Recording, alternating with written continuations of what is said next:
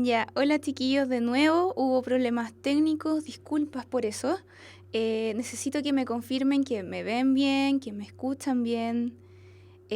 Vamos a tener que empezar la clase todo de nuevo, pero no llevábamos mucho tampoco, así que para los que llegaron tarde no hay problema, de hecho tuvieron mucha suerte. Se ve bien, se escucha bien, qué bueno. Vamos a partir rapidito con la clase, ya tenemos 20 minutos menos, así es que, no menos, pero vamos a estar 20 minutos más para que la clase va a durar lo mismo, dura 1 hora y media.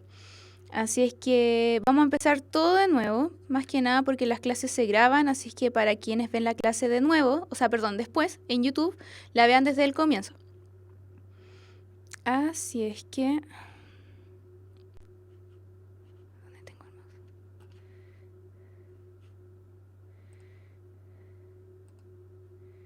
Ok, vamos a empezar con las preguntas de repaso. Así que vamos rapidito. En el fondo para repasar la clase anterior, refresquemos un poco la memoria.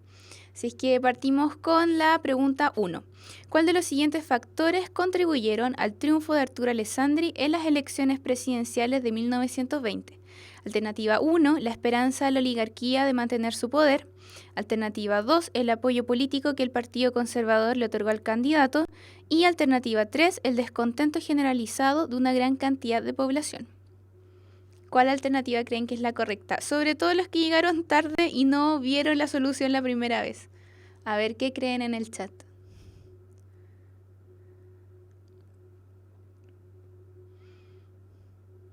No creen nada. Bueno, vamos a ver punto por punto cuál es la alternativa correcta. Alternativa 1, la esperanza de la oligarquía de mantener su poder es falsa. Se sigue pegando la imagen. ¿Pero me escuchan bien?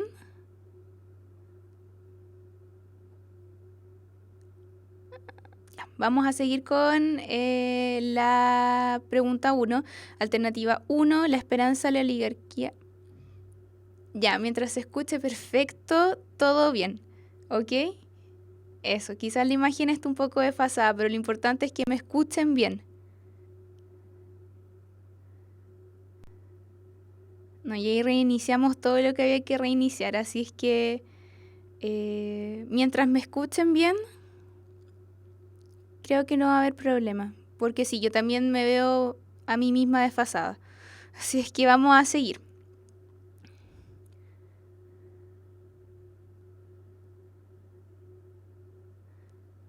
Ya, vamos a seguir. La alternativa 1, la esperanza de la oligarquía de mantener su poder, no es verdadera, es falsa, básicamente porque Alessandri representaba los intereses del Partido Liberal. La alternativa 2, el apoyo político que el Partido Conservador le otorgó al candidato, también es falsa, básicamente porque él recibió el apoyo de una coalición liberal e ideológicamente no estaba en la misma sintonía que los conservadores, que eran los representantes de la oligarquía. Y la alternativa 3, el descontento generalizado de una gran cantidad de población, es verdadera. Alessandri fue un candidato de carácter populista, él recorrió todo el país en su campaña presidencial y en el fondo se encargó o quiso en su programa de gobierno mejorar la calidad de vida de la clase más desposeída. Así es que la alternativa correcta es solo 3, la alternativa C. Ok, vamos con la pregunta 2. ¿Cuál de las siguientes afirmaciones pueden considerarse como factores de la crisis política de la década de 1920? Alternativa 1, el sistema parlamentario que no permitía al presidente Alessandri realizar los cambios prometidos. Alternativa 2, la politización de las Fuerzas Armadas. Y alternativa 3, la presión política por parte de Estados Unidos. ¿Cuál alternativa creen que es la correcta? Porque me escuchan bien. Yo sé que me escuchan bien, así es que eso es lo más importante. La D, sí, correcto. La D es la alternativa correcta y vamos a ver por qué. El punto 1, el sistema parlamentario que no permitía al presidente Alessandri realizar los cambios prometidos, sí es un factor en la crisis política de la década del 20, básicamente porque Alessandri no podía desarrollar su programa de gobierno porque el Parlamento no estaba de acuerdo y no legislaba de acuerdo a los cambios que quería proponer Alessandri de una mejora en la sociedad. Y eso sí fue un factor que influyó en la crisis política de la década del 20. La alternativa 2, la politización de las Fuerzas Armadas, también es verdadera. Se realizaron una serie de golpes de Estado, fueron muchísimos en una cantidad de años muy reducida. Además se produjo el ruido de sables o también caudillos militares como Carlos Ibáñez del Campo obtuvieron un gran poder político. Entonces el hecho de que las Fuerzas Armadas se politizaran y el hecho de ellos tener la violencia como arma y comenzaran a defender intereses políticos, sí era un factor de crisis, porque como ustedes saben, las guerras civiles se producen de esa manera, cuando cuando las Fuerzas Armadas en el fondo se dividen en dos bandos contrarios y en el fondo comienza la lucha bélica, la lucha física, la violencia. Y la alternativa 3, la presión política por parte de Estados Unidos es falsa. Este fue un problema eminentemente nacional y no hubo una influencia por parte del extranjero. Así es que la alternativa correcta es la D. Vamos con la pregunta 3. ¿Cuáles de las siguientes reformas, cuáles de las siguientes reformas forman parte de la Constitución de 1925? Alternativa 1, el rol del presidente como un colegislador. Alternativa 2, la adopción del rol social del Estado. Y alternativa 3, la separación definitiva entre la Iglesia y el Estado. Vamos a ver en el chat cuál creen que es la alternativa correcta.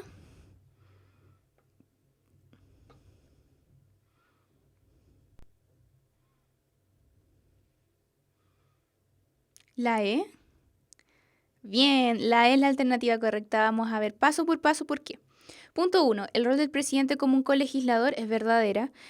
A partir de la república presidencialista que se inicia luego de la república parlamentaria, la idea es que el presidente tenga un poder similar o esté en el mismo nivel que el parlamento y no esté bajo la influencia del Congreso, que pueda en el fondo legislar de acuerdo a sus políticas de gobierno, a su programa y que no tenga que depender de si el parlamento les acepta o no sus leyes. En el fondo, sí.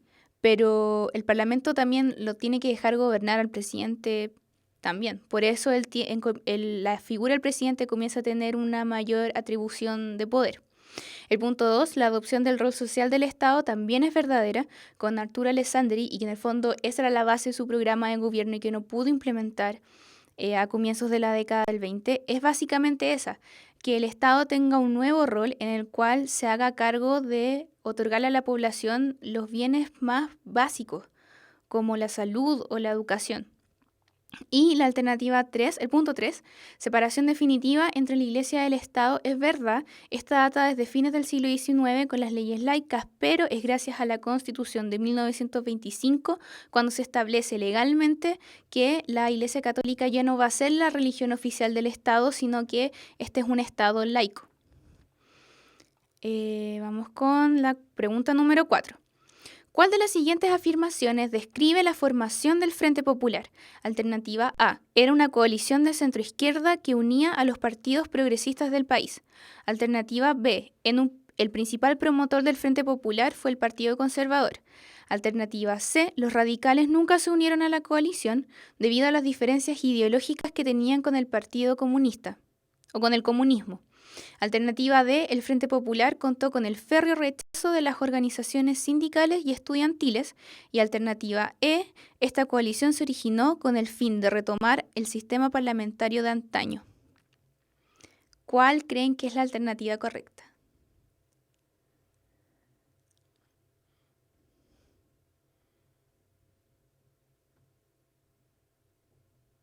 Nadie opina nada. Vamos a ver paso por paso. Se las voy a tener que decir.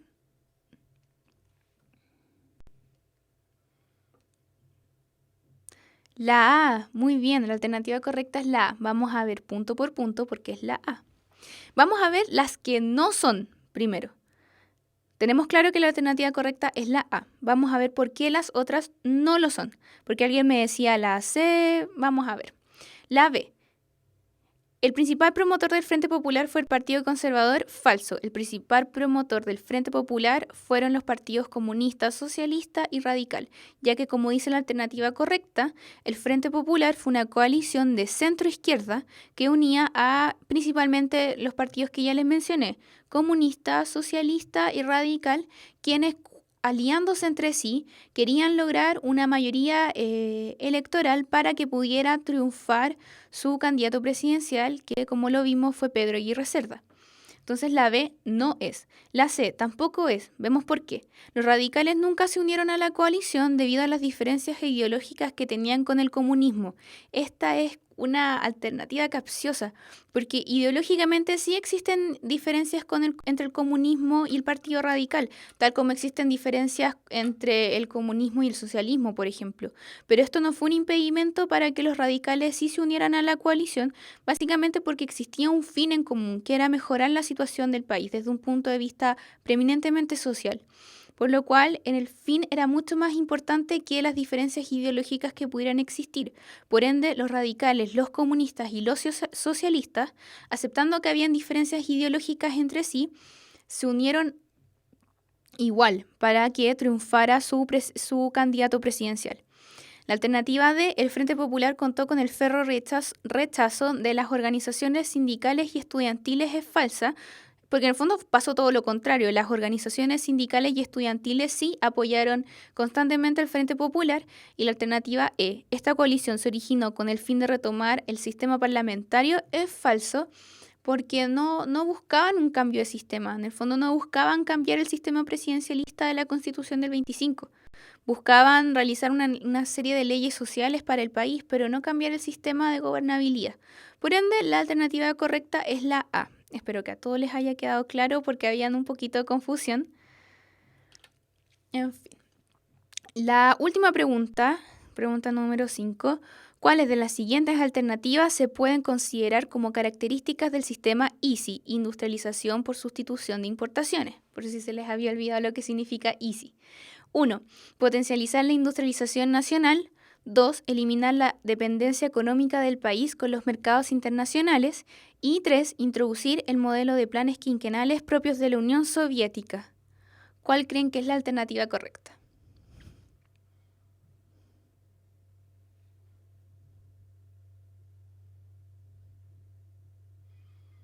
¿La D? Sí, la D. Esta estaba bien fácil. Las alternativas 1 y 2 son correctas. Primero, potencializar la industrialización nacional. Sí, esa es la idea. El nombre mismo lo dice, industrialización por sustitución de importaciones. Punto 2, eliminar la dependencia económica del país.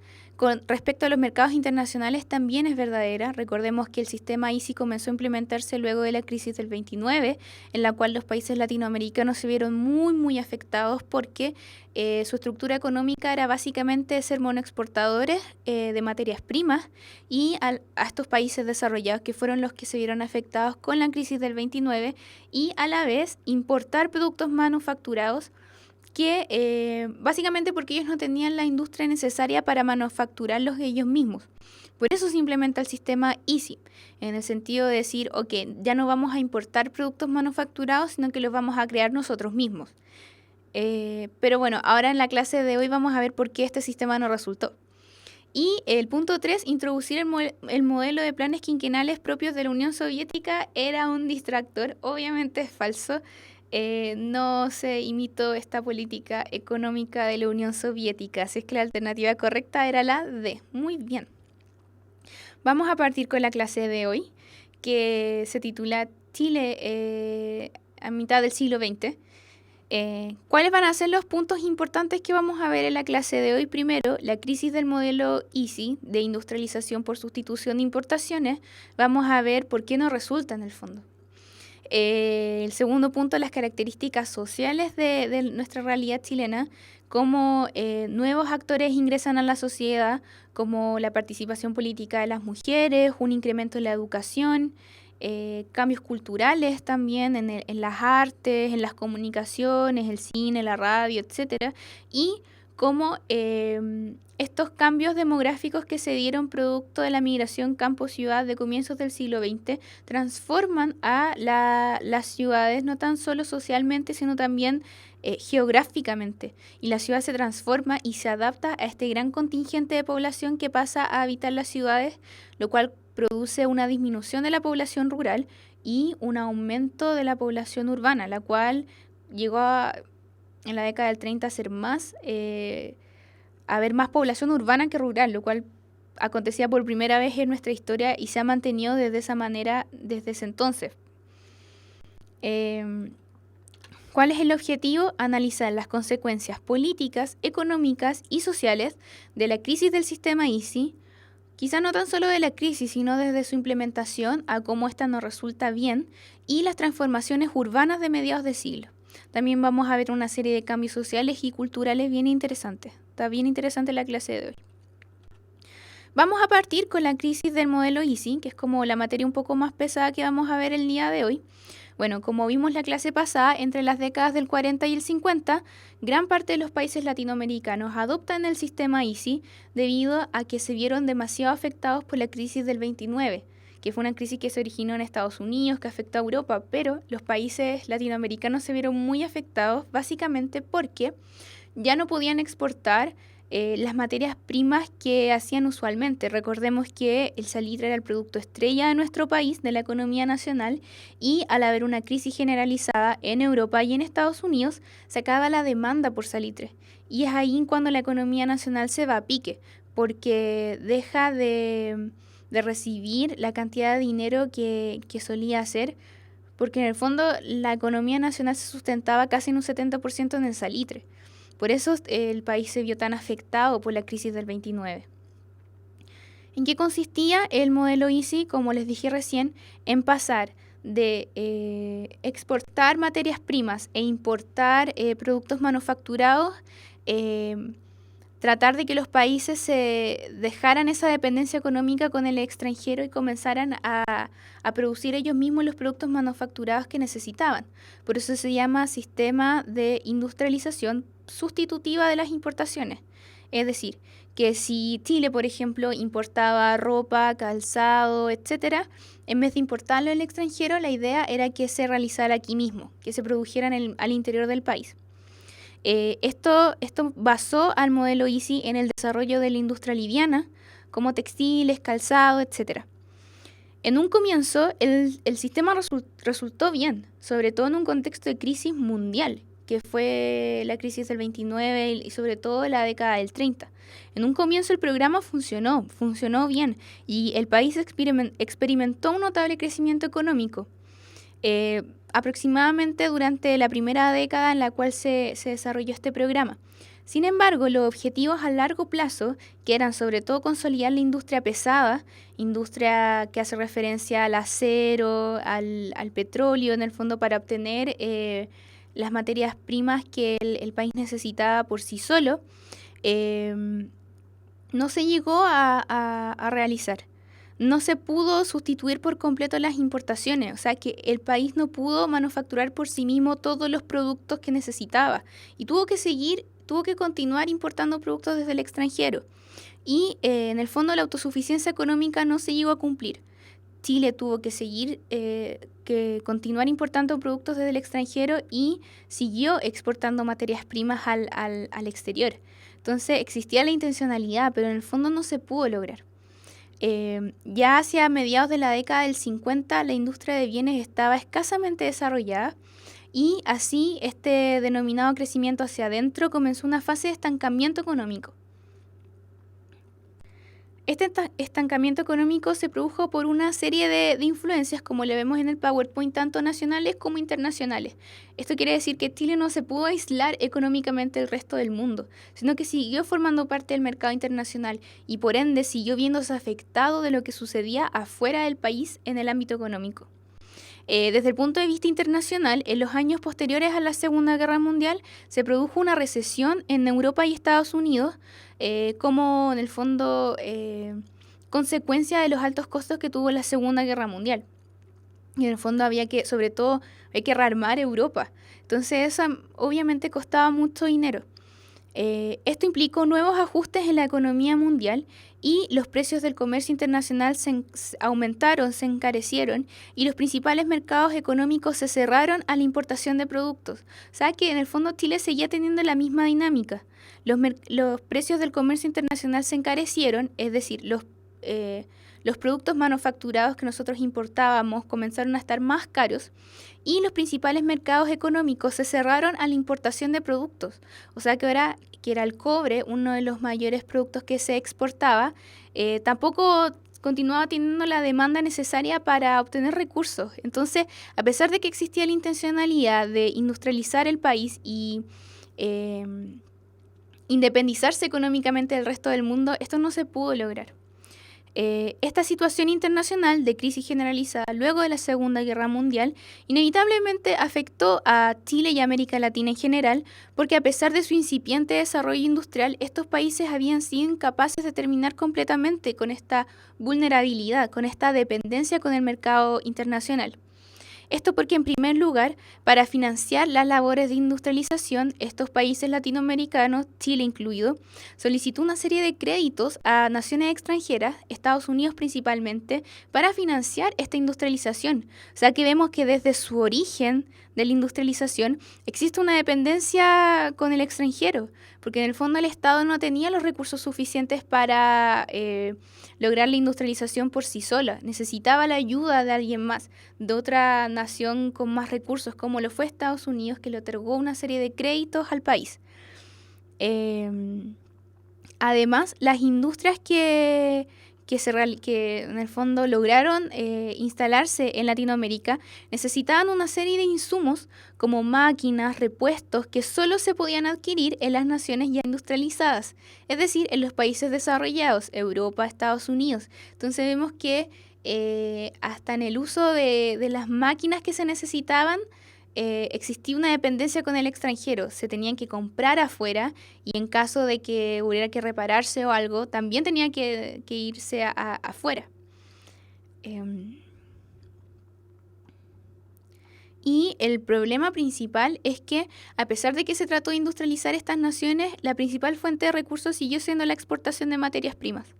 No se pudieron despegar o desligar absolutamente de esta labor económica, porque es la principal. En el fondo, existen materias primas en abundancia en América Latina. En nuestro caso, en Chile, los minerales, primero fue el salitre, después fue el cobre, y estos son en el fondo como la mayor riqueza nacional, y obviamente las economías dependen en gran parte en la exportación de estos productos siempre y cuando exista la demanda desde el extranjero. Entonces, Chile en particular y Latinoamérica en general no se pudieron desligar de esta dependencia económica con el extranjero. A nivel local, es decir, al interior del país, existieron una serie de factores que fomentaron la crisis del modelo ISI. Primero fue la reducción del presupuesto fiscal la reducción del presupuesto fiscal a la economía. ¿Por qué? Porque durante los gobiernos radicales, desde el 38 en adelante, el impulso a la industria nacional provocó una ampliación del sector público y lo más importante es que el Estado gastó mucho dinero en industrializar el país.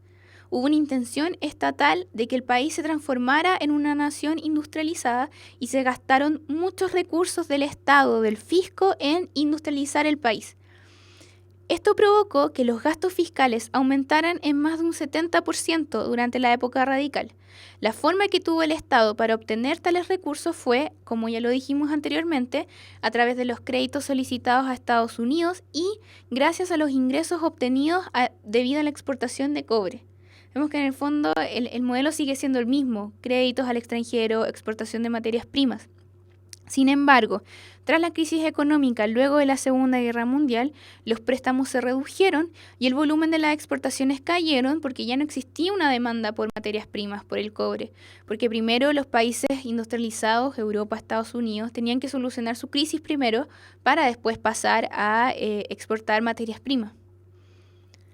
En estas condiciones, en la década del 50, el fisco no se encontraba en condiciones de sostener las altas inversiones fiscales a la industria y por eso bajan las inversiones fiscales a la economía industrializada.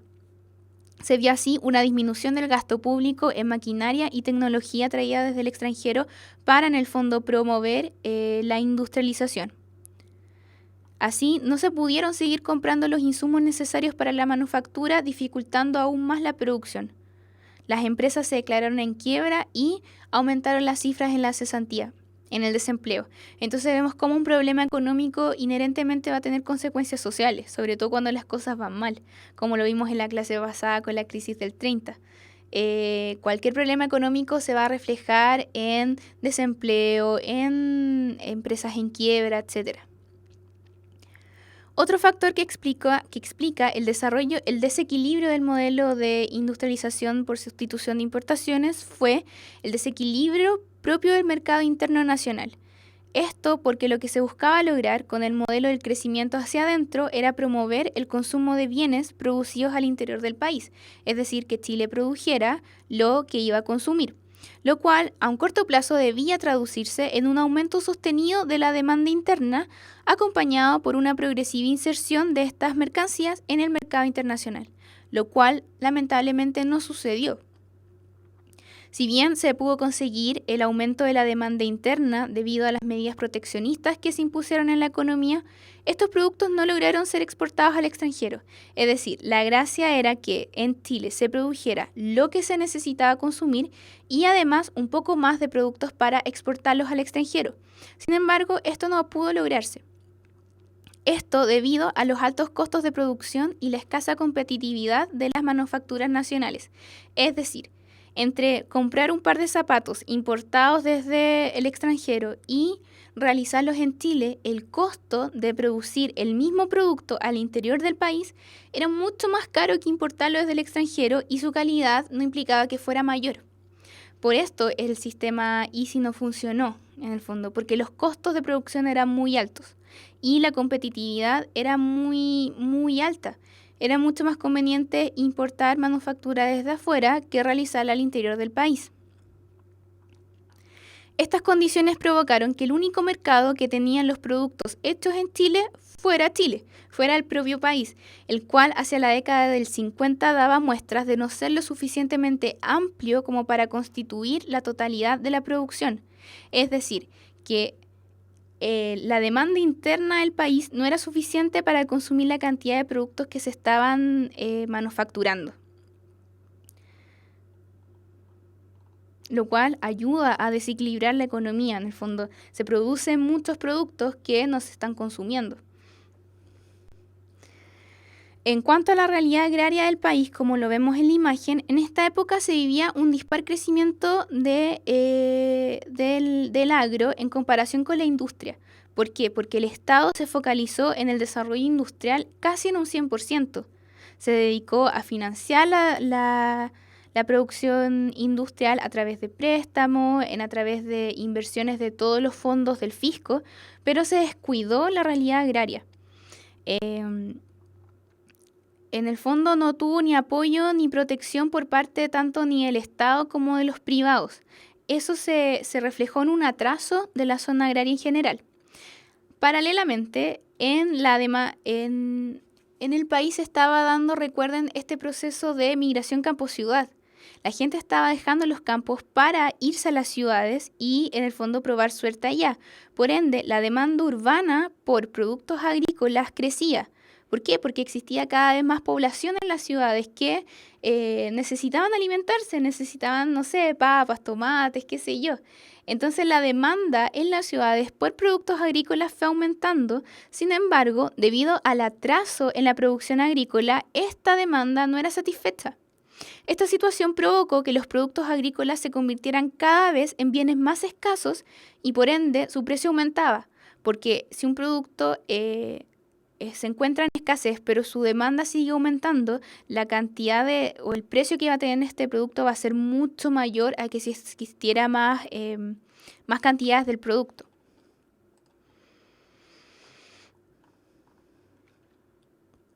Este último punto ¿hay alguna duda hasta el momento? ¿Está todo bien?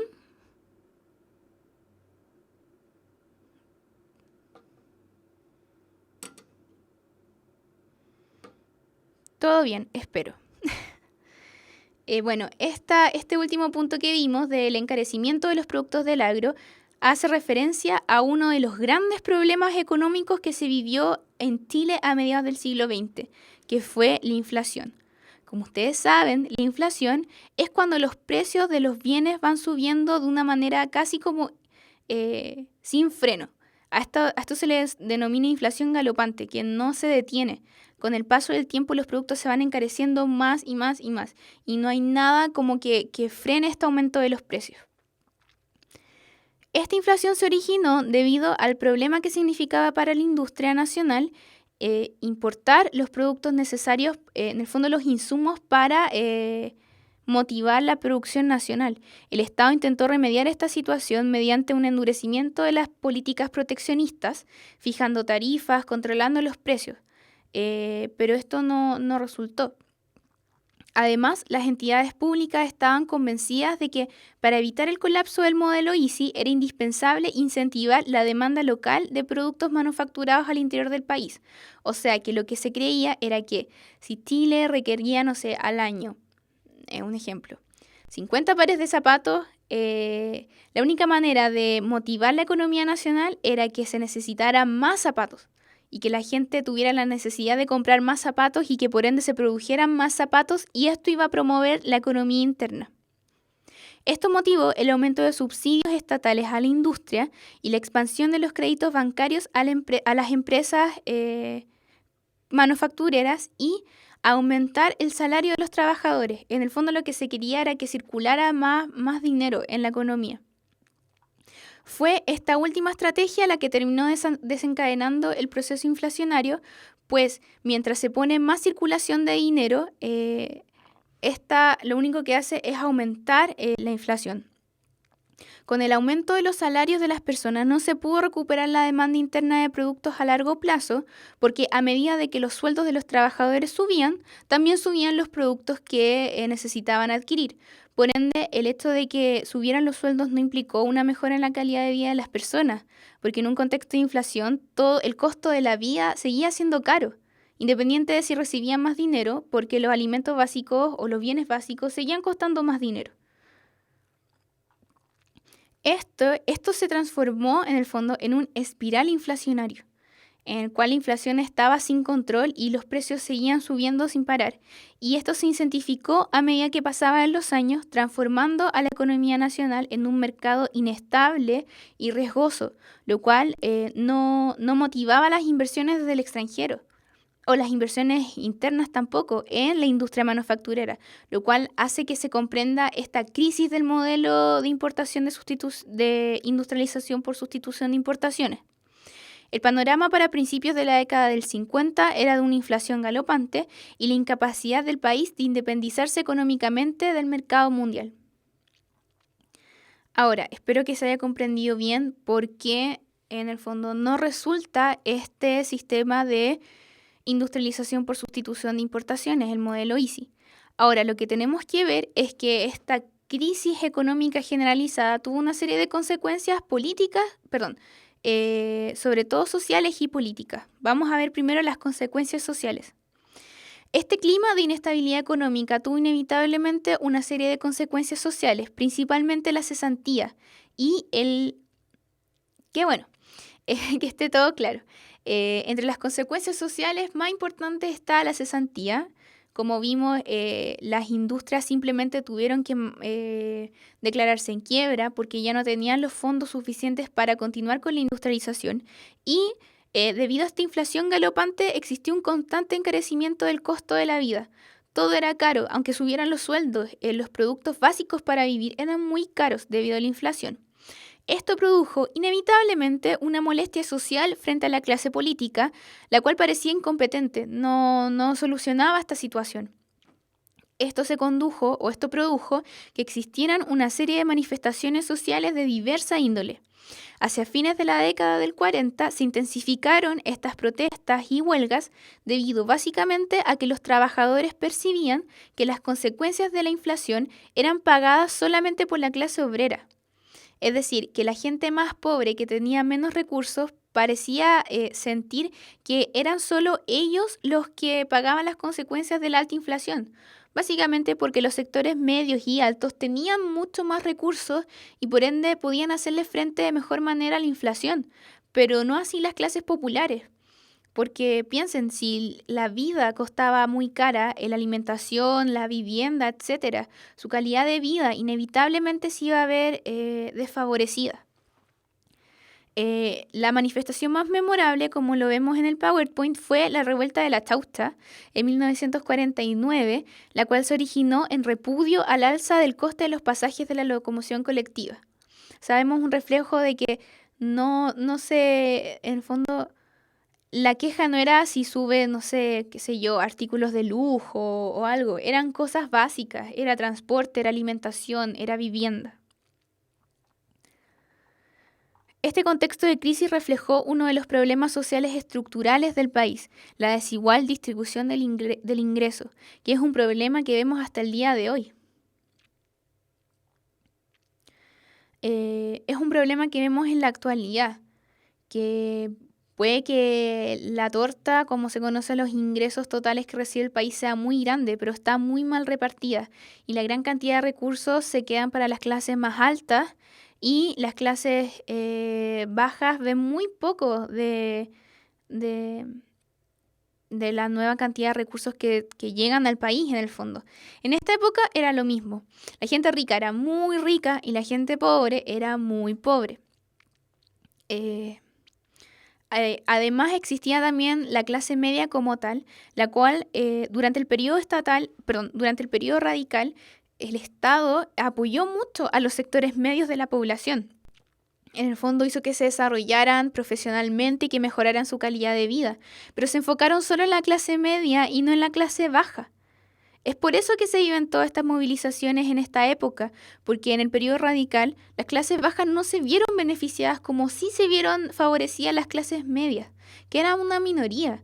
O sea, gran cantidad de la población del país era de clase más humilde y eran los que no se estaban viendo beneficiados por los cambios económicos o sociales de la época. Eran como una clase más bien abandonada por la política nacional. Y en el fondo es eso lo que motiva las movilizaciones colectivas. Esta situación de crisis generalizada despertó una serie de críticas frente a esta situación tanto por la izquierda como por la derecha. Recordemos que estamos hablando de fines del 49, todavía estamos en la época de los gobiernos radicales. Por parte de la izquierda, la crítica es que no se había logrado terminar con la dependencia económica de la economía nacional frente al mercado internacional, lo cual es cierto. Y las críticas de la derecha hacían referencia a la excesiva intervención del Estado, la cual había afectado las reglas del mercado interno. Bueno, y se ve en el fondo cómo la situación despertó críticas de ambos lados. Acuérdense que, como vimos en la clase pasada, el escenario político cambió y ya tenía como tres polos: la derecha, la izquierda y el centro. Estamos en la época de los gobiernos radicales que hacen referencia más bien al centro político, del espectro político. Entre las consecuencias políticas de este fracaso en el sistema de sustitución de importaciones, vemos que, bueno, el ámbito político sí se vio inevitablemente afectado por este clima de crisis económica y social, básicamente debido al estancamiento económico del modelo ISI y las constantes protestas sociales, como lo vimos recién. En este sentido, el gobierno de Gabriel González Videla, que fue el último presidente radical, comenzó a ser cuestionado tanto por la izquierda como por la derecha, y que en el fondo estaba haciendo un mal manejo del país en general.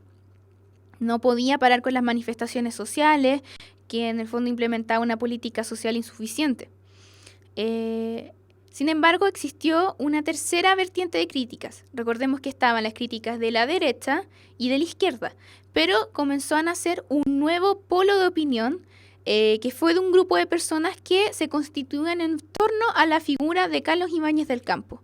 Y también, al igual que la izquierda y la derecha, criticaban la actitud pasiva con la cual los políticos de la época reaccionaban frente a las demandas de la población. Eran demandas urgentes, eran manifestaciones importantes, pero la clase política parecía que simplemente no actuaba de la manera correcta.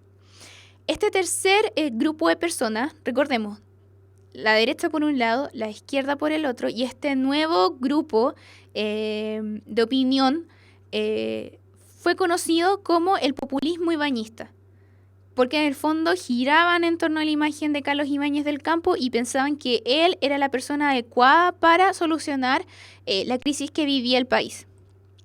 Ahora, como vimos la clase pasada, Carlos Ibáñez del Campo es todo un personaje en la historia de Chile.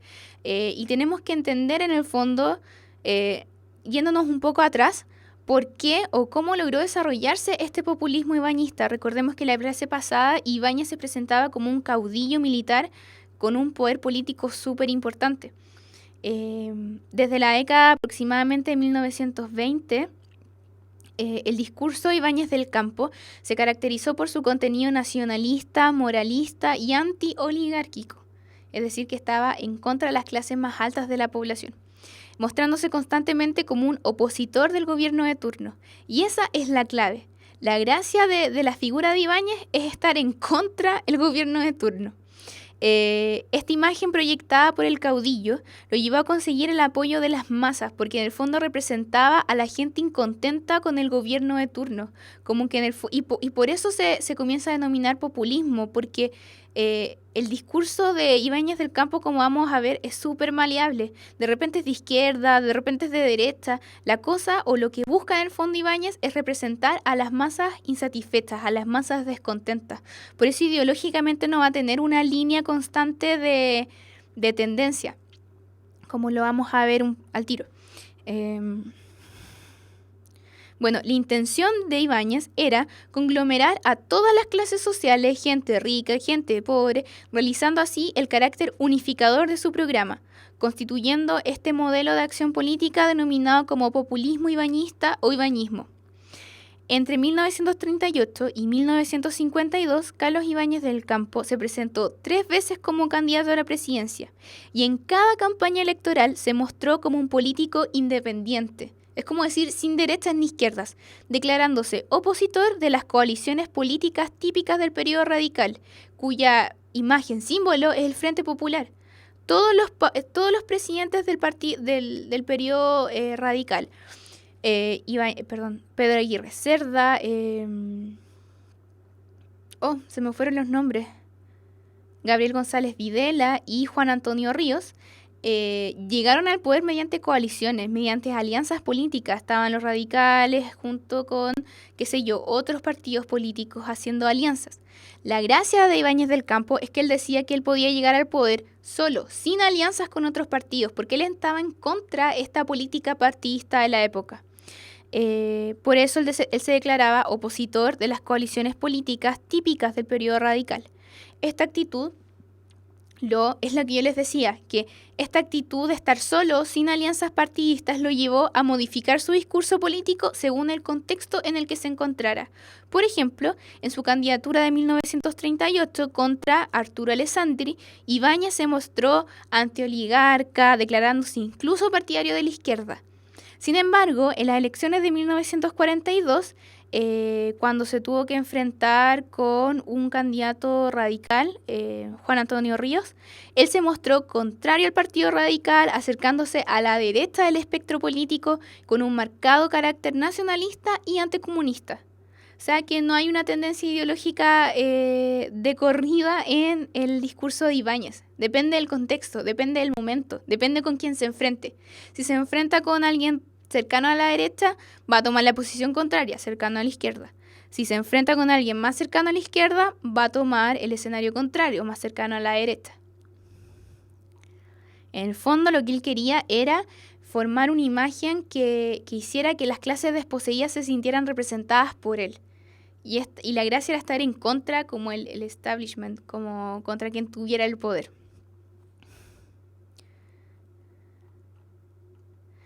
En medio de este contexto de crisis generalizada de mediados del siglo XX, muchas personas pensaban que la solución pasaba por, básicamente, la llegada al poder de alguien que pudiese restaurar el orden de la nación, cuya personalidad fuera lo suficientemente fuerte por sí sola y que no necesitara de las alianzas partidísticas típicas del periodo radical.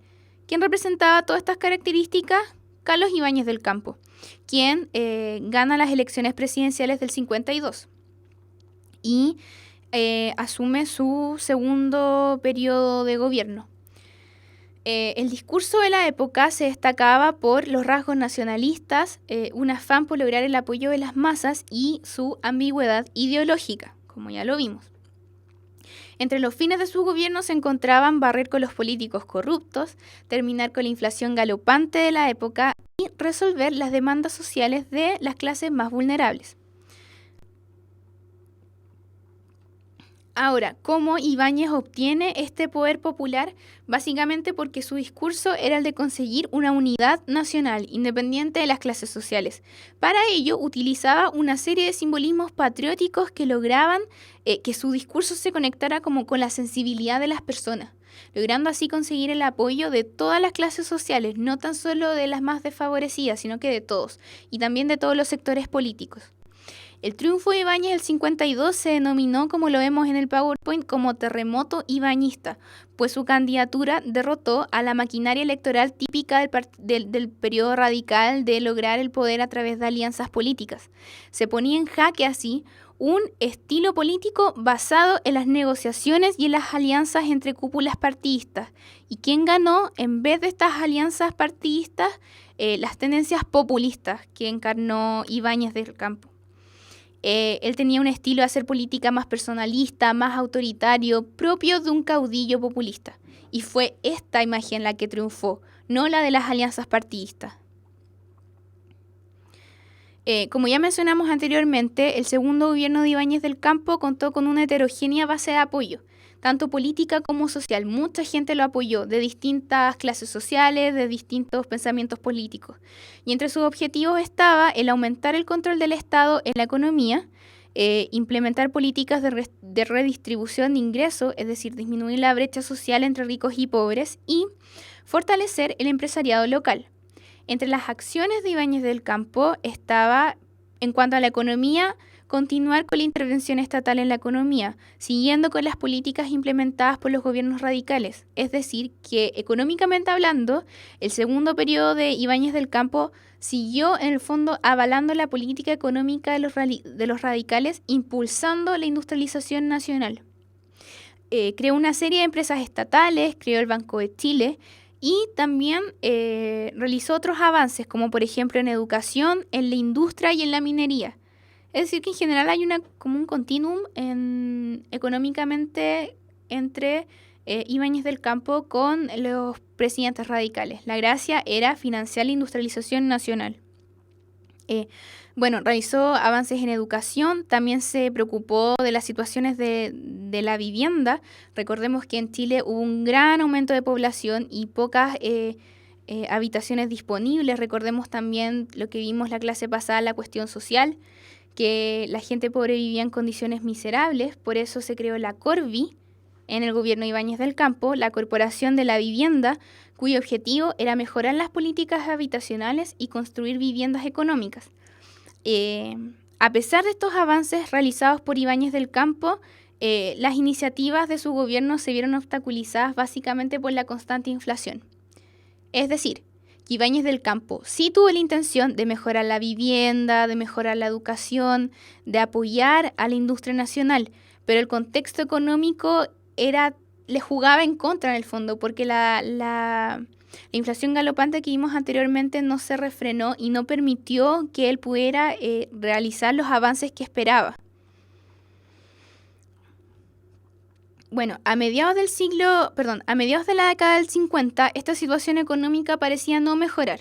Los trabajadores del país seguían sin mejorar su situación, es decir, seguían recibiendo salarios que no les alcanzaba porque la inflación era muy alta y el costo de los productos básicos era demasiado elevado, por lo que se desarrollaron una serie de huelgas entre el 54 y el 56, las cuales buscaban mejoras salariales y protección al empleo.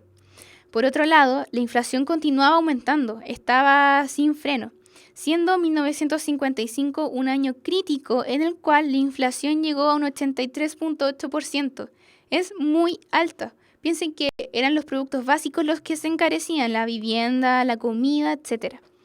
Ese mismo año, en el 55, y con el fin de estabilizar esta grave situación económica que vivía el país, fue contratada la reconocida misión Klein Sachs, que era una asesoría económica dependiente del Fondo Monetario Internacional y respaldada por los sectores de la derecha.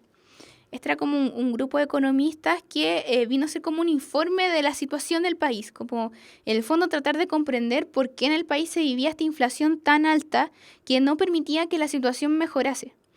El informe de los expertos de esta misión Klein Sachs señaló que la inflación se derivaba de la excesiva demanda interna, del alto gasto público y de las restricciones estatales al funcionamiento de la economía. Entonces, ¿cuáles eran las causas de la inflación? Primero, la excesiva demanda interna por productos, el alto nivel de gasto público, generalmente en financiar la industrialización, y las restricciones estatales al funcionamiento de la economía. Básicamente para que, en el fondo, estas restricciones se basaban a que resultara más económico elaborar los productos en el país que importar los productos manufacturados desde el extranjero. Esto era como la base del sistema Easy, en el fondo. Producir lo que se va a consumir en el país y no importar productos manufacturados desde el extranjero. Sin embargo, era esto lo que causaba la inflación. Entonces, ¿qué pasó? Luego de este informe se comenzaron a implementar una serie de cambios económicos con el fin de finalizar ciertas trabas arancelarias al comercio exterior. Se logró un mayor control del crédito bancario y los ajustes salariales, y se eliminaron los controles de precios. Es decir, que empezamos a ver una pequeña liberalización de la economía con el fin de ciertas trabas arancelarias al comercio exterior. O sea que ya no iba a ser tan difícil importar productos manufacturados desde el extranjero. Y eso iba absolutamente en contra de los deseos de industrializar el país y que en el país se produjera lo que se necesitaba consumir.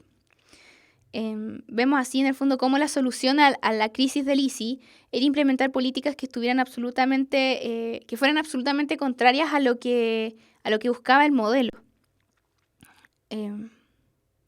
Estas políticas, las que yo les decía, terminar con ciertas trabas arancelarias, eliminar los controles de precios, lograron disminuir la inflación en los años siguientes, aunque no lograron solucionar el problema de raíz, pero sí al menos bajaron un poco los niveles de inflación. El problema fue que... me perdí. Al contrario, debido a las políticas de liberalización que yo les decía, como una incipiente liberalización económica y de apertura al comercio exterior, las manufacturas nacionales tuvieron una mayor competencia externa. Claro, porque era mucho más barato importar desde afuera que producir al interior del país los productos que se necesitaban, lo cual afectó aún más a la producción nacional. O sea, se habían empresas en quiebra porque no tenían cómo producir. Ahora esa situación no veía una mejora, porque era mucho más barato importar que producir adentro del país. Además, la eliminación de subsidios y la desregulación en la distribución de bienes de primera necesidad provocaron que el nivel de vida de los asalariados siguiera siendo muy baja, por lo cual las manifestaciones en esta época no terminaron. Entonces vemos que a pesar de esta misión Klein Sachs, la situación interna no mejoró. Al contrario, se vio mucho más afectada, básicamente porque la industria, que iba a ser la base de la economía nacional, ya no tenía competitividad alguna. Cuando se rebajan las trabas arancelarias y en el fondo se descubre que es mucho más conveniente importar más barato desde afuera que seguir produciendo. Así es que ese es más o menos el panorama político y económico de Chile de mediados del siglo XX. Vamos ahora a hacer un pequeño recreo de 5 minutos. Son las 8:15 a las 8:20. Recuerden que tuvimos una serie de problemas técnicos, así que la clase inevitablemente va a tener que alargarse, básicamente porque perdimos los primeros 20 minutos, así es que vamos a tener 5 minutos de recreo. Son las 8:15, nos vemos a las 8:20 y a la vuelta vamos a ver temas más livianitos como cultura, qué sé yo, artes, más que nada cambios sociales, etc. Así que nos vemos a las 8:20, en 5 minutos más.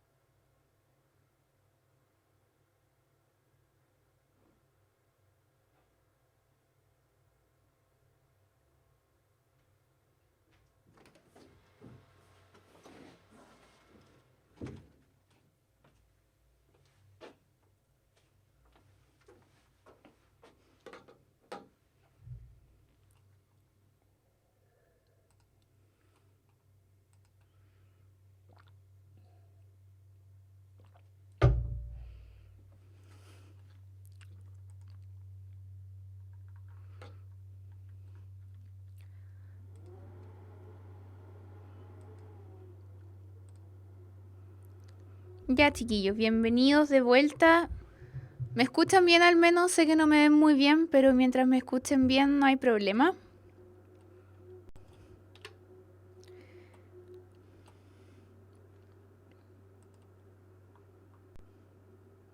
Ya, bacán que me escuchen bien. Vamos a seguir con la clase de hoy.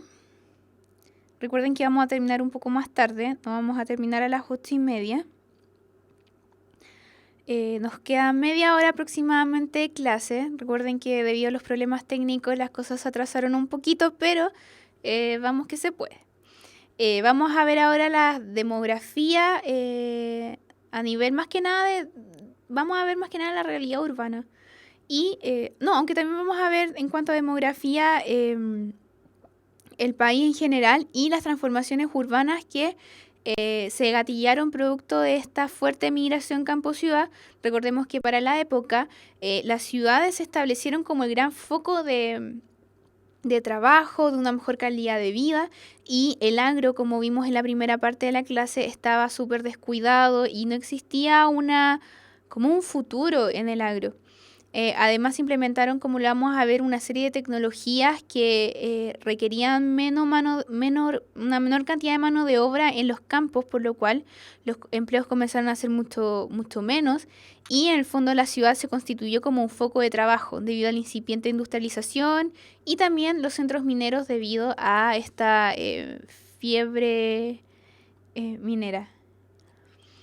En cuanto a demografía, bueno, y en el PowerPoint ven como los diferentes puntos que vamos a explicar en este ratito. En cuanto a demografía, bueno, primero tenemos que comprender que la estructura de población de Chile, de cualquier parte del mundo, inevitablemente se va a ver influida por el contexto histórico en el cual estemos analizando el periodo o la realidad nacional. De esta manera, durante el siglo XIX, la población chilena creció de manera ininterrumpida, continuando así hasta la primera mitad del siglo XX. Este crecimiento se debía básicamente a la alta tasa de natalidad de la época. Sin embargo, era acompañada también por una alta tasa de mortalidad, sobre todo de mortalidad infantil, por lo cual cuando se habla de un crecimiento ininterrumpido de población, se refiere más que nada como al recambio generacional. Nacía mucha gente, pero a la vez también mucha gente no lograba sobrevivir, sobre todo en la infancia. Existía una alta tasa de mortalidad infantil. Sin embargo, la tasa de crecimiento demográfico como tal, es decir, alta natalidad y baja mortalidad, solo se comenzó a establecer como tal a mediados del siglo XX, como un resultado de una seria implementación de políticas en el ámbito de la salud, porque este era básicamente el problema por el cual la mortalidad infantil era tan alta. La insalubridad que existía en la cantidad de población debido a la cuestión social, como vimos en otras clases, motivaba a que los infantes no pudieran sobrevivir. Pero una vez en que se descubrió que era como el higiene el motivo principal de la alta tasa de mortalidad, se comenzaron a implementar una serie de políticas en el ámbito de la salud que estaban dirigidas a mejorar las condiciones de vida, vivienda e higiene, sobre todo en los niños, lo cual se tradujo en una disminución de la tasa de mortalidad infantil acompañada por este incremento o por esta alta tasa de natalidad en general. Otro elemento que también cambió fue la esperanza de vida al nacer. Esto es cuánta cantidad de años va a vivir una persona si nace en determinada fecha o en determinado año. Pasando en la primera mitad del siglo XX de 26 a 27 años, o sea, imagínense, la gente en promedio vivía 26 a 27 años, a pasar a comienzos del siglo XX, esto era a mitad del siglo XIX, y ya a comienzos del siglo XX, no, perdón, estoy súper confundida. Durante la primera mitad del siglo XX, la esperanza de vida era entre 26 y 27 años, sobre todo comienzo del siglo XX.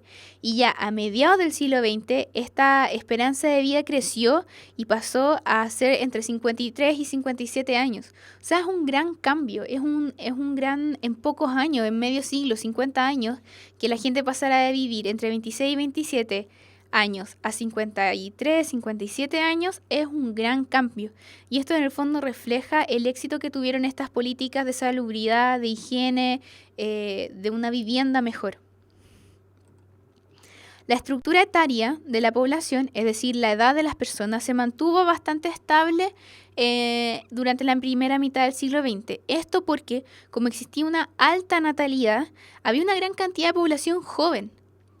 Y debido a la juventud de sus habitantes, el país durante esta época, la mitad de la población era económicamente activa, es decir, que más o menos la mitad de la población ya era joven y podía participar en el mercado laboral. En cuanto a las migraciones, si bien Chile no se destacó por ser un destino popular, me estoy yendo un poco del tema, pero quiero que me digan en el chat si la primera parte de la clase les quedó clara, si no quedó ninguna duda. Debería haberlo hecho al principio de la clase, pero se me olvidó, así es que espero que no hayan tenido ninguna duda. Si tienen alguna duda respecto a la primera parte de la clase, dejen sus dudas en el chat y las respondemos al final, para que no perdamos el hilo. Bueno, seguimos con demografía. En cuanto a migraciones, si bien Chile no se destacó por ser un destino muy popular en cuanto a los migrantes europeos como Argentina, desde fines del siglo XIX y la primera mitad del siglo XX sí llegaron considerables contingentes de migrantes, no tanto como en otros países, como en Argentina, por ejemplo, pero sí llegaron. Esto debido a que el Estado o patrocinó o permitió el arribo de una serie de migrantes de diversas zonas del mundo, principalmente de Europa.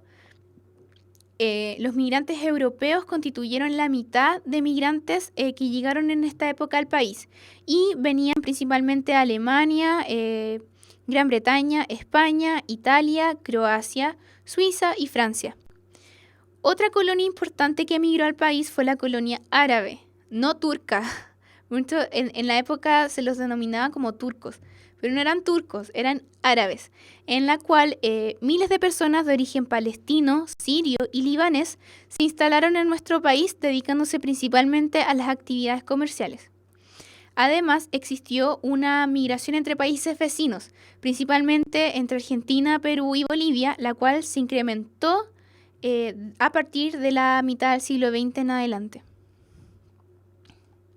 Así como vemos, si bien Chile no se destacó por ser como un país eminentemente, o sea, que recibiera grandes contingentes de migración, sí las recibió. Fueron considerables y fueron importantes porque, como lo vamos a ver más adelante, llegaron a influenciar a la cultura y a la sociedad nacional. En cuanto a la población urbana y rural, entre el siglo XIX al XX, el país acrecentó su población urbana debido principalmente al proceso de migración campo-ciudad, como les hice una pequeña introducción al comienzo de este bloque. Ya para la década de 1930, por primera vez en la historia de nuestro país, la población urbana superó a la población rural, y esta situación no se vería sino incrementada con el paso del tiempo, o sea, esto es constante. ¿Cuáles son en el fondo los factores que motivaron a la gente de los campos migrar hacia las ciudades? Primero, como lo vimos, creo que fue hace 2 o 3 clases atrás, el traslado de trabajadores del campo a las pampas salitreras. Recuerden cuando hablamos de estos enganchadores que iban a los campos buscando la mano de obra que necesitaban en las minas en el norte y les prometían buenos sueldos, una mejor calidad de vida, cosa que en general no se cumplía, pero sí jugaban el rol como de engancharlos. En el fondo entusiasmarlos para que emigraran en el fondo a las oficinas salitreras. Otro punto que favoreció, con engaños, claro. Otro punto que favoreció la migración desde el campo a las ciudades fue la búsqueda por parte de los pobladores campesinos de trabajo, porque en el campo ya no había trabajo.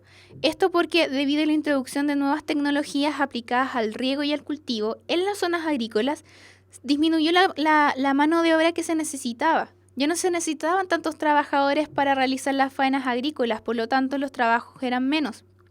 Esto obligó a miles de campesinos a buscar trabajo en las ciudades. También aumentó la mano de obra en zonas portuarias como Valparaíso, debido principalmente al ciclo exportador del periodo entre 1830 y 1930, recuerden, ciclo exportador antes de la crisis del 29, en el cual se necesitaba una gran cantidad de empleados en los puertos para exportar estas grandes cantidades de materias primas y también para recibir los productos manufacturados que se importaban. También, por último, otro punto que favoreció la migración campo-ciudad fue el incremento de demanda por mano de obra en las nacientes industrias nacionales, en las cuales desde fines del 19 muchos migrantes rurales encontraron una ocupación en las industrias que se comenzaron a desarrollar desde el 19 y sobre todo en la década del 40 con la institución del modelo ISI. Se necesitaba mano de obra para la industrialización del país. Bueno, por otro lado, debido a este aumento demográfico, a lo que hablábamos delante, las mejoras en las calidades de vida, lo cual hacía que disminuyeran la tasa de mortalidad y que la tasa de natalidad se continuara manteniendo alta. Debido a este aumento demográfico, la densidad de nuestro país aumentó. ¿Qué es la densidad? Cuando se calcula la cantidad de habitantes por kilómetro cuadrado. Si hay muchas personas habitando por kilómetro cuadrado, es una densidad alta. Si hay pocas personas habitando por kilómetro cuadrado, es una densidad baja. En nuestro país, debido a estos cambios sociales, se produjo una densidad poblacional, sobre todo en los grandes centros urbanos, como lo vemos con la migración campo-ciudad. La gente de los campos, que tenía mucho más espacio entre sí, se fue a vivir a las ciudades en las cuales convivían en situación de hacinamiento.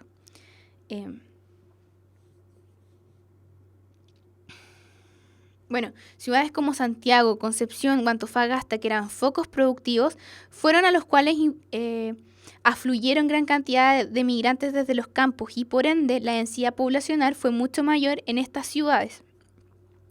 El aumento de la población en las ciudades condujo inevitablemente a una serie de transformaciones urbanas. Si hay más gente habitando un espacio geográfico en concreto, este espacio inevitablemente se va a transformar porque las condiciones cambian, porque hay más cantidad de gente habitando en este lugar. Inevitablemente el espacio tiene que cambiar. El cambio más importante que se vivieron en las ciudades, sobre todo en Santiago, fue la expansión física de la ciudad. El espacio que constituía la ciudad comenzó a aumentar debido a que una mayor cantidad de personas vivían en el lugar. Y esto lo vemos hasta el día de hoy, cómo Santiago se está haciendo cada vez más grande y existen una cantidad de gente que habita en zonas más bien periféricas, qué sé yo. Ahora, no sé, San Bernardo antes estaba separada de como Santiago y era parte de lo mismo. Por ejemplo, o zonas como, no sé, Chicureo, Lo Barnechea, que están muy lejos del centro como histórico del país y que también del centro como histórico de Santiago, pero que también forman parte de la misma ciudad. Esto es reflejo de la expansión geográfica que tiene la ciudad. Sí, las conurbaciones sí son un ejemplo. No sé si... Yo creo que sí, Santiago, San Bernardo, si se pudiera considerar una conurbación, no estoy segura, pero casos como La Serena, Coquimbo, Concepción, Talcahuano, creo también son casos de conurbaciones. Aunque la gracia de las conurbaciones es que sigue existiendo como la diferencia entre una ciudad y otra. Por ejemplo, en Serena y está Coquimbo y se conciben como ciudades diferentes. Ahora lo que estamos viendo es cómo Santiago se expande territorialmente a espacios que antes simplemente no estaban habitados. Ahora, el crecimiento de las ciudades no solamente fue una extensión geográfica como hacia afuera, sino que también fue un crecimiento hacia arriba, en altura. Los primeros rascacielos datan de la década del 20 y eran ocupados principalmente como oficinas comerciales. Y en la década del 40 comenzaron a originarse las primeras viviendas en altura, los primeros edificios. Otro cambio que se desarrolló en las ciudades debido a este gran contingente de población fue el cambio en los transportes, en cómo la gente se transportaba al interior de la ciudad, de una ciudad que cada vez crecía aún más. Entonces todo el tema del transporte al interior de la ciudad también cambió cuando se recibió este gran contingente de población. Hacia fines del siglo XIX, la forma habitual de transportarse al interior de la ciudad era a través de carros de tracción animal, carretas, qué sé yo. Ya para el 1900 llegaron a Santiago los primeros tranvías eléctricos y en 1910 apareció el transporte colectivo a motor, los buses. El automóvil llegó a Chile a comienzos del siglo XX, en 1902, aunque su importación solo aumentó en la década siguiente, de 1910, transformándose en una importante base de sustento económico para los antiguos cocheros que trabajaban en estos carros de tracción animal, carretas, coches, etcétera, quienes cambiaron simplemente su modo de ganarse la vida de conducir carros o coches a conducir autos. Y obviamente comenzaron a cobrar por el traslado viendo o adecuándose a los cambios tecnológicos en el transporte y aún así encontrando una manera de ganarse la vida. Para adecuar las calles a estos nuevos a estas nuevas tecnologías del transporte, sobre todo los buses y los autos, muchas calles tuvieron que ser adoquinadas o asfaltadas y también nacieron las primeras carreteras.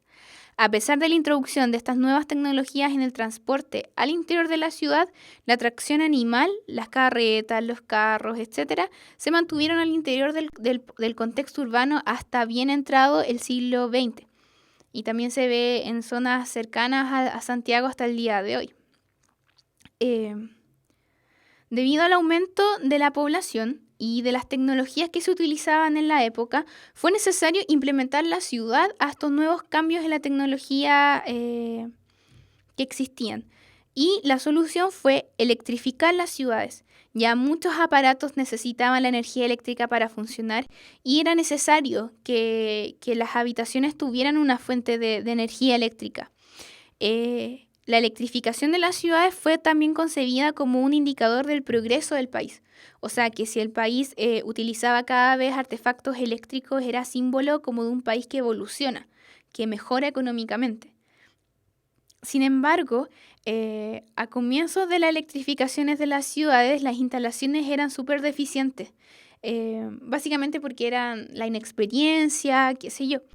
Y esto eran causas de grandes incendios, que en el fondo se instalaban para producir un bien, pero muchas veces cuando no se instalaban de la manera adecuada eran bastante peligrosos. También se tuvieron que desarrollar otros avances a nivel urbano, sobre todo en cuanto a las instalaciones de agua potable y alcantarillado.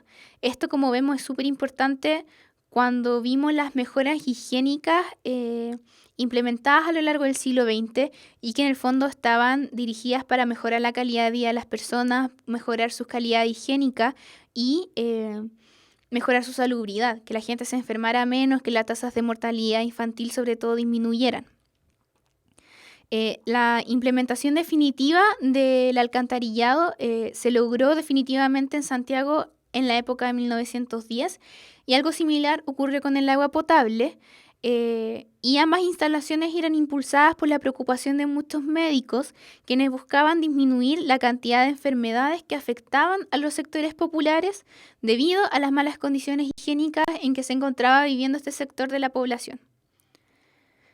Entonces, en el fondo vemos cómo hay una intencionalidad de salubridad, de mejorar las condiciones de vida de la población al momento de decidir instalar el alcantarillado y el agua potable.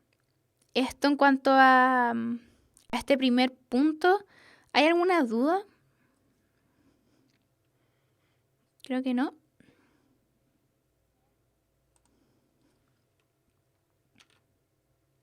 Ya, ahora vamos a ver una serie de cambios sociales que hicieron en la época de mitad del siglo XX y que en el fondo nos ayudan a entender cómo se pasó de un contexto social muy decimonónico a cómo vivimos la sociedad hoy en día, que es súper interesante.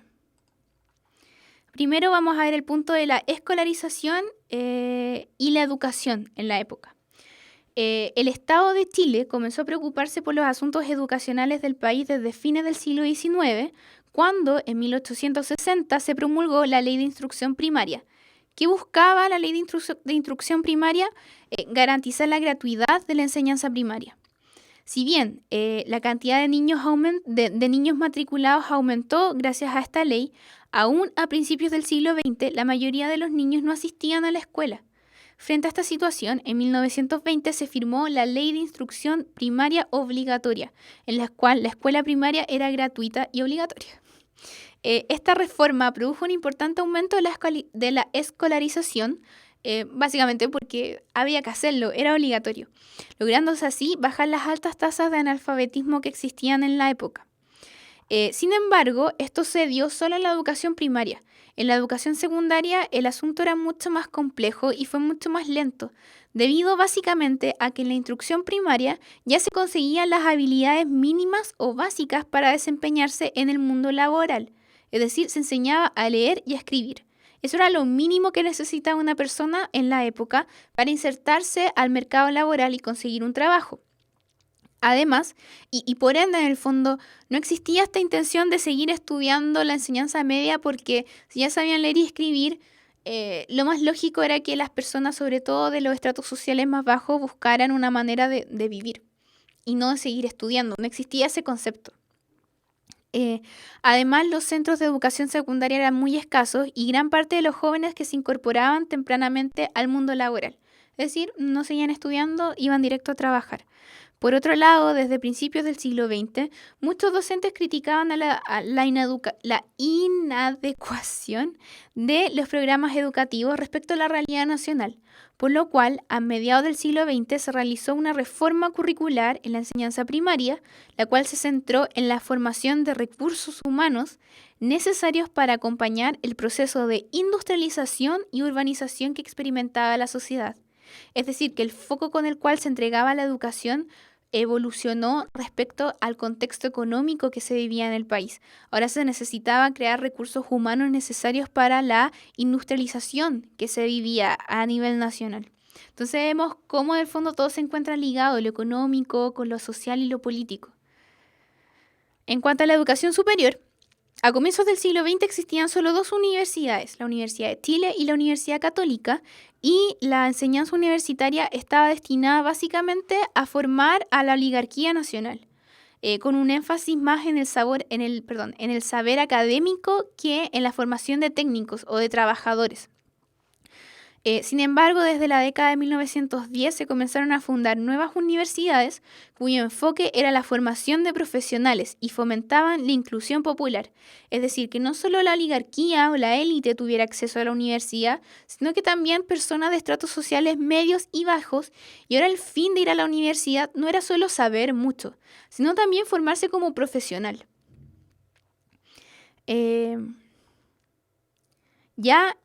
Debido a la industrialización que tomó el país en la década del 30, los objetivos de la educación superior cambiaron, por lo que entre 1930 y 1960 las universidades empezaron a especializarse en la formación de profesionales dedicados a la ciencia y la tecnología, es decir, a fomentar la industrialización.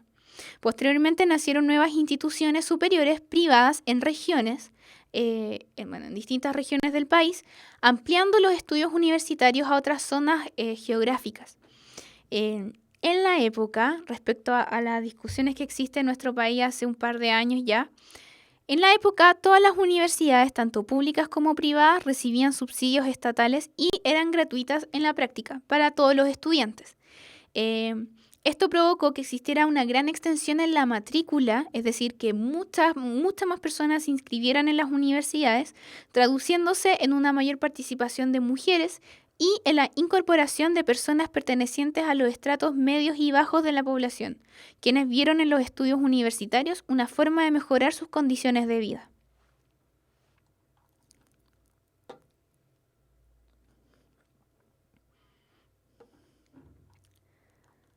Ahora, ¿todo bien con eso? Todo bien. En cuanto a la incorporación de la mujer a la sociedad, desde la primera mitad del siglo XX, la mujer logró incorporarse a una serie de escenarios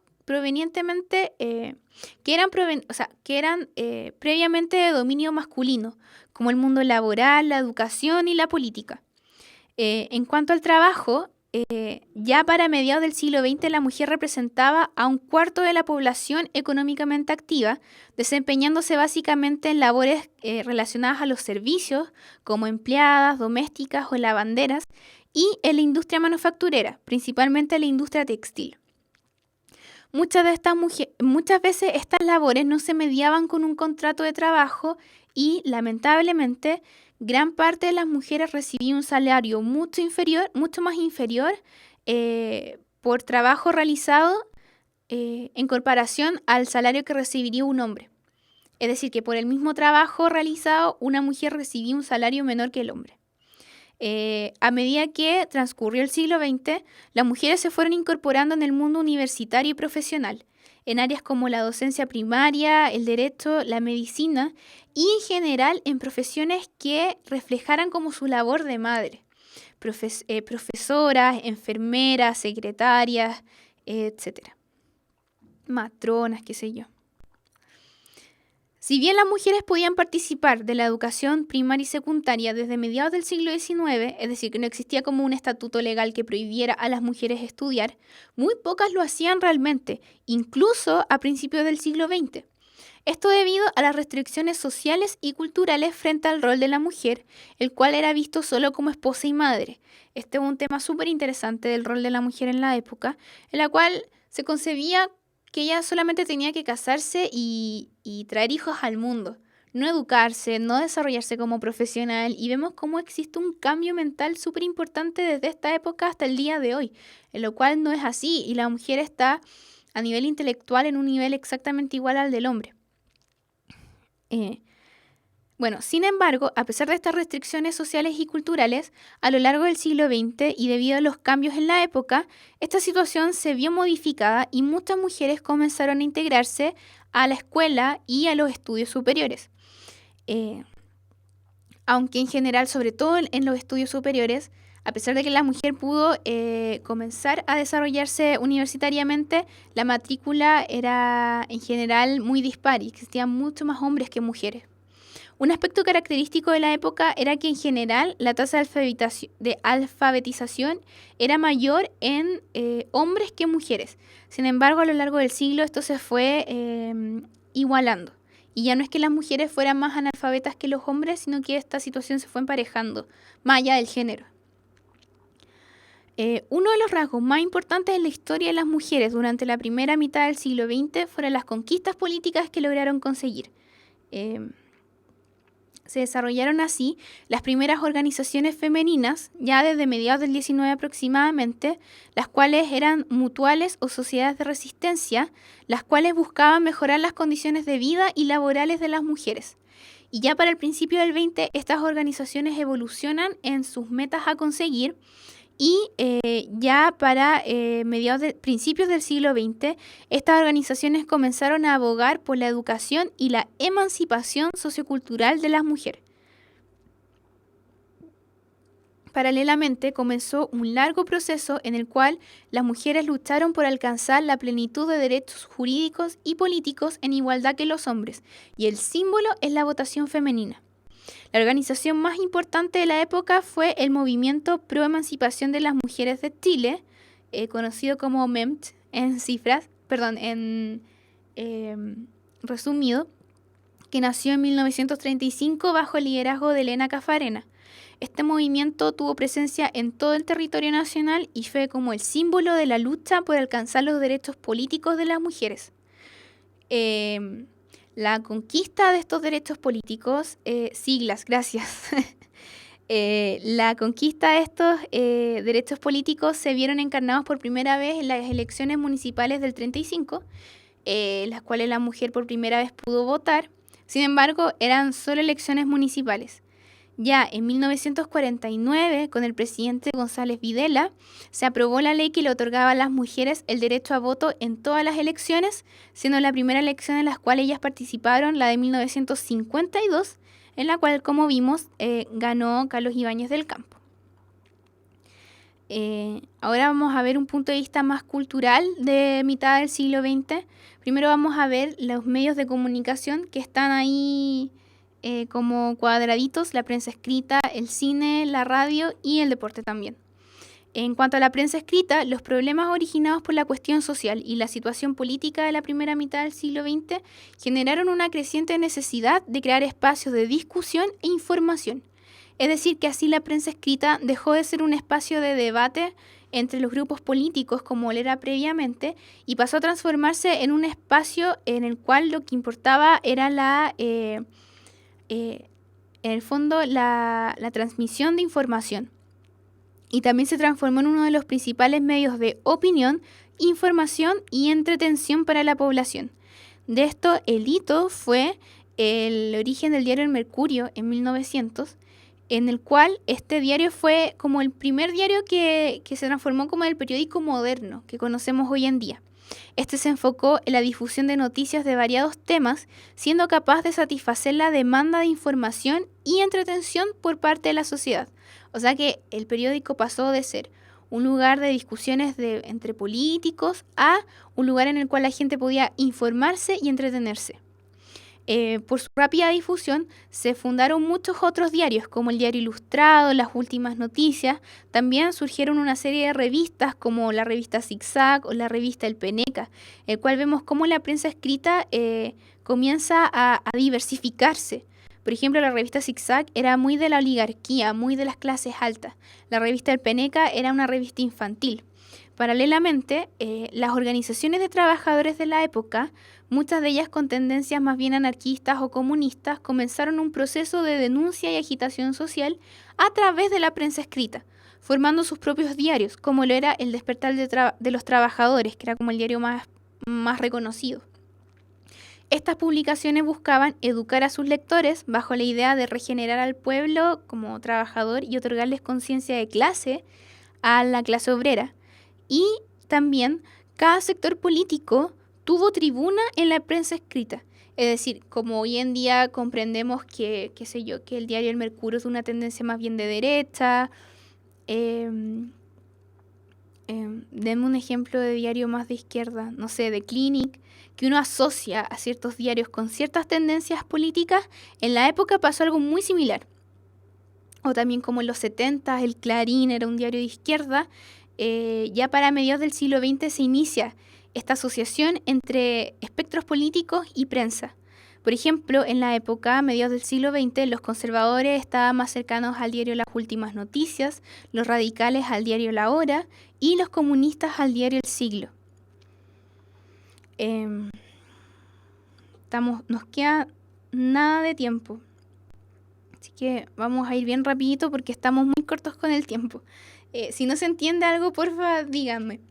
Desde principios del siglo, en cuanto al cine, se hicieron muchas proyecciones cinematográficas y las primeras cintas comenzaron a llegar desde Estados Unidos a Chile.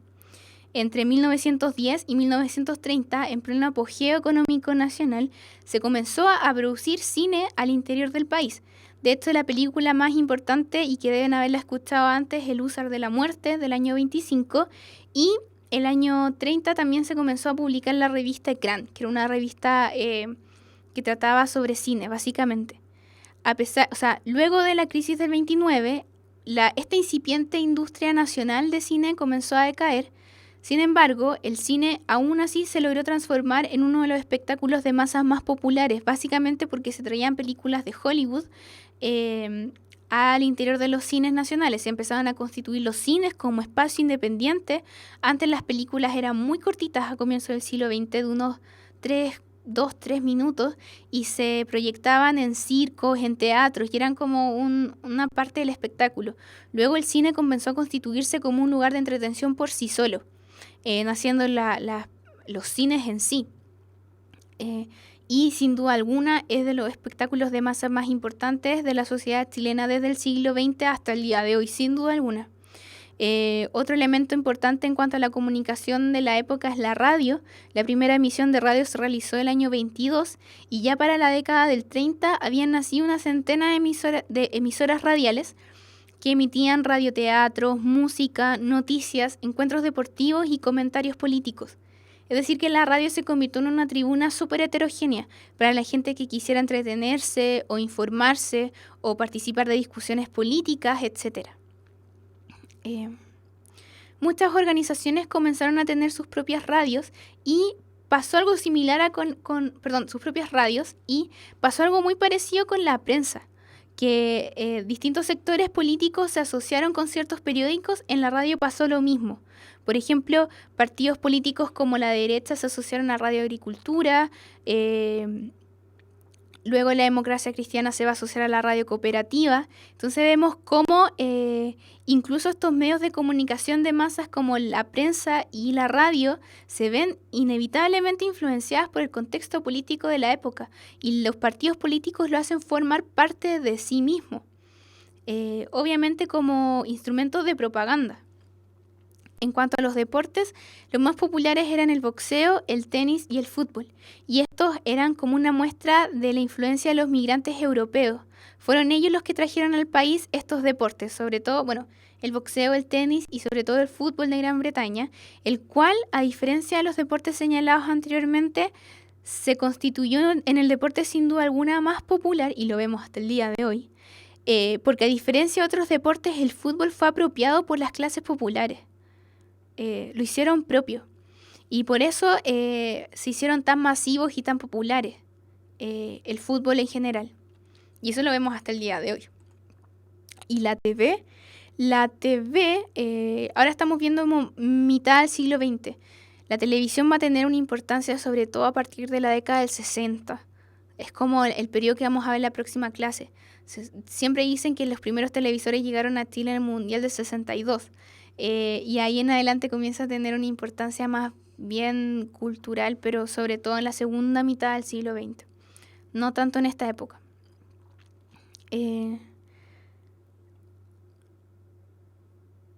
Por último, vamos a ver artes como con el Mundial, exactamente, el 62. Por ende, en esta época no todavía, un poco previo.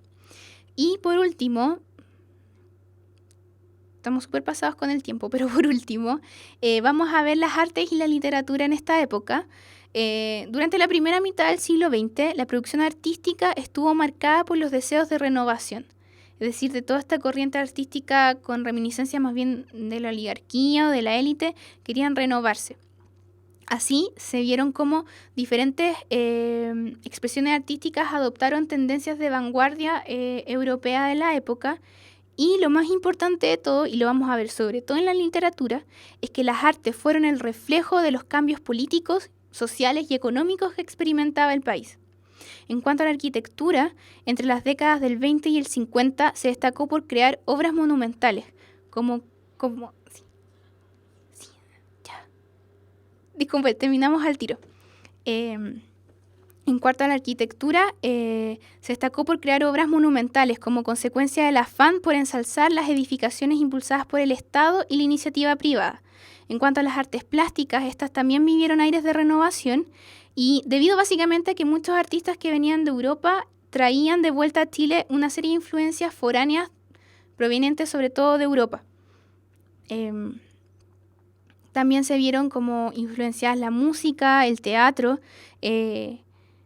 la cual se empezó a constituir como un arte más profesional. Recuerden que también, no sé si lo vimos, pero también existía una corriente de teatro obrero, sobre todo en las oficinas salitreras, que tenían una finalidad más bien pedagógica, como de instruir a los obreros de su situación social y otorgarles una conciencia de clase. Por ende, el teatro tenía un fuerte contenido social. También la pintura se vio renovada por una innovación artística, adoptando tendencias de vanguardia como el naturalismo, el constructivismo y el cubismo. La gracia es que eran tendencias venidas desde afuera, desde Europa, y los artistas nacionales la adoptan para sí mismos y crear nuevas obras. Ahora, sin duda alguna, bueno, a mi opinión, la expresión artística más importante de la época es la literatura, la cual refleja de manera muy clara las transformaciones sociales y culturales que se vivían en el país. Entre los libros que les recomiendo, como que vienen de esta época y ayudan y grafican muy bien la situación social que se vivía en la época, son Hijo de Ladrón, de Manuel Rojas, y Juana Lucero, de Augusto de Almar. Búsquenlo, googleenlo. Juana Lucero e Hijo de Ladrón son libros que provienen de esta época y que explican muy bien el contexto social que se vivía en la época. Bueno, también existía la lira popular, que eran como unas hojas sueltas que eran como una producción muy de la clase obrera, muy de las clases bajas. La lira popular eran hojas sueltas en la cual se trataban diversos temas en un lenguaje sencillo. Se escribían poesías, cuentos, leyendas, adivinanzas. Eran ilustradas y se vendían las hojas sueltas en distintos lugares de la ciudad. Y bueno, como vimos, como ven en la imagen, los principales como exponentes de la literatura en la época son Vicente Huidobro, Gabriela Mistral y Pablo Neruda. Por fin terminamos. Bueno, para la próxima clase vamos a ver, recuerden que el próximo lunes no hay clases. El lunes subsiguiente vamos a ver las transformaciones estructurales que se vivió en el país en la década del 60. Va a estar muy entretenida la clase. Vamos a ver la influencia de la Guerra Fría en Chile y Latinoamérica, el proceso de reforma agraria y los gobiernos de la DC y la UP. Así que no les sigo quitando más tiempo. Recuerden que el próximo lunes no hay clases, estamos de vacaciones. Así que nos vemos el lunes subsiguiente con la última clase que vamos a tener juntos. ¿Por qué no hay clases? Porque estamos de vacaciones de invierno. Así que nos vemos el próximo lunes. Que estén bien.